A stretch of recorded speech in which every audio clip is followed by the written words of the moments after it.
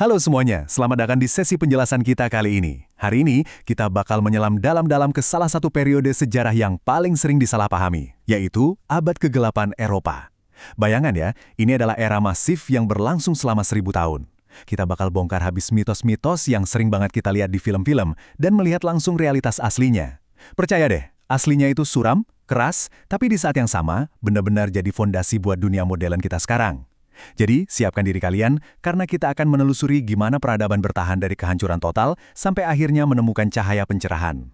Nah, ini dia peta perjalanan kita hari ini. Kita mulai dari mitos versus kenyataan pahit, lanjut ke awal kejatuhan dan kegelapan, terus ngebahas sistem feodal dan kehidupan masa itu, dominasi total institusi gereja, kelaparan besar dan wabah, dan ditutup dengan fajar baru era Renaissance. Yuk, langsung aja kita mulai.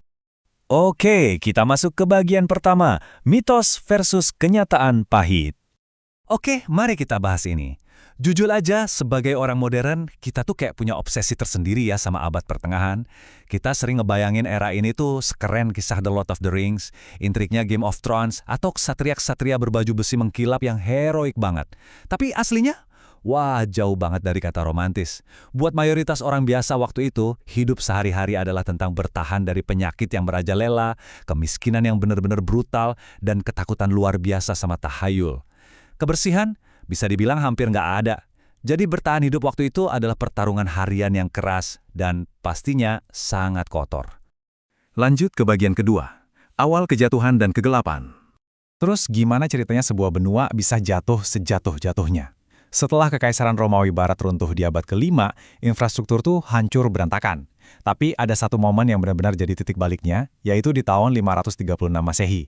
Para ahli sejarah sering nyebut ini sebagai tahun terburuk untuk hidup di bumi. Kenapa? Karena ada letusan gunung berapi raksasa yang abunya benar-benar nutupin matahari secara global. Coba kalian bayangin ya, langit tuh kelabu selama 18 bulan penuh. Karena kegelapan literal ini, suhu bumi anjlok drastis, tanaman gagal panen, dan anggur berubah jadi asam. Alam seolah-olah ngasih pengumuman resmi kalau abad kegelapan udah dimulai. Sekarang, kita masuk ke bagian ketiga, sistem feodal dan kehidupan. Buat bisa bertahan hidup dari ancaman kelaparan dan perang yang gak kelar-kelar, masyarakat panik dan akhirnya membentuk sebuah sistem pertahanan yang kita kenal sebagai sistem feodal. Hierarkinya kaku banget. Di atas ada rohaniwan, lalu bangsawan yang punya tanah dan pasukan militer. Dan di paling bawah, mayoritas populasinya, yaitu para petani atau serf. Mereka ini nasibnya terikat sama tanah majikannya. Dan yang bikin sekat antar kelas ini makin gila adalah bahasanya. Petani ngomong pakai bahasa Inggris tengah, bangsawannya pakai bahasa Prancis, terus rohaniwannya pakai bahasa Latin. Mereka hidup berdekatan, tapi nyaris nggak bisa ngobrol satu sama lain.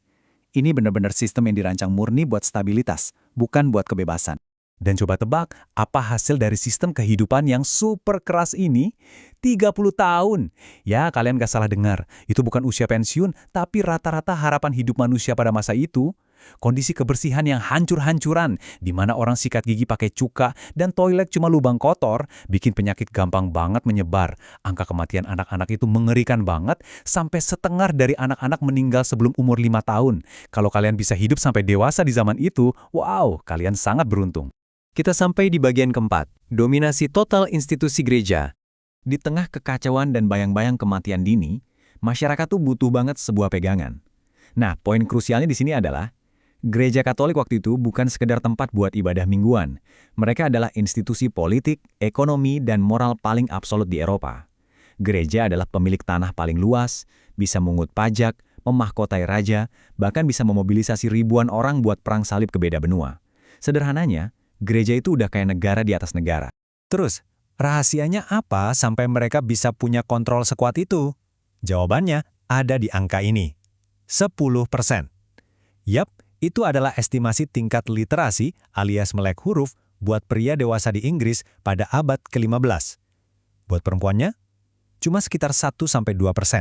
Bayangin, artinya hampir semua orang saat itu buta huruf. Karena cuma biara-biara yang melestarikan ilmu pengetahuan lewat naskah yang disalin pakai tangan, mereka memegang kendali penuh. Kalau kalian bisa memonopoli pendidikan di tengah masyarakat yang nggak bisa baca, kalian pada dasarnya lagi memonopoli kebenaran itu sendiri. Lanjut ke bagian kelima, kelaparan besar dan wabah. Peringatan sedikit, ini adalah titik tergelapnya. Sayangnya penderitaan belum selesai. Eropa justru dihantam sama apa yang disebut kelaparan besar. Ini benar-benar efek domino yang menghancurkan. Dimulai dari perubahan iklim yang bikin hujan turun ekstrim banget, ladang-ladang kebanjiran, gandum membusuk. Gagal panen ini nggak cuma setahun, tapi berturut-turut. Abis itu datang penyakit yang ngebunuh sapi dan domba mereka. Tanpa sayur, tanpa daging, orang-orang putus asa sampai terpaksa memakan benih yang harusnya ditanam buat tahun depan. Bencana ini merenggut sampai 25% populasi di beberapa wilayah, ninggalin trauma massal yang nggak terbayangkan. Dan ngerinya, horor yang sebenarnya baru memulai. Tepat pas Eropa lagi rapuh-rapuhnya gara-gara kelaparan, bakteri bernama Yersinia pestis datang menyelinap lewat jalur sutra. Wabah hitam pun pecah, penyebarannya bikin benua itu berubah jadi neraka di bumi. Catatan dari Konstantinopel itu ngeri banget, bau mayat-mayat yang numpuk sampai nggak tertahankan, mayat dibuang ke laut terus tersapu balik ke pantai, gila kan? Wabah ini nyapu bersih sepertiga populasi Eropa, 33%. Bayangin aja, 1 dari tiap 3 orang meninggal, ratusan desa hilang gitu aja dari peta. Kematian bener-bener ada di mana-mana. Dan akhirnya kita masuk ke bagian ke-6, Fajar Baru, Era Renaissance.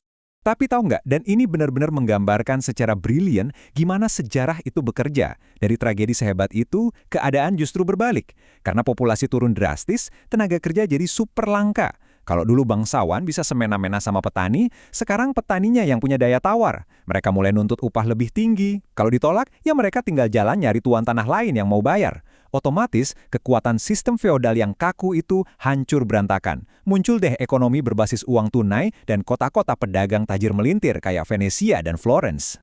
Uang berlimpah dari kota-kota pedagang ini akhirnya mendanai revolusi budaya besar-besaran. Para pemikir mulai beralih dari dogma lama dan fokus pada nilai kemanusiaan dan logika, atau yang kita kenal sebagai humanisme. Universitas-universitas mulai bermunculan.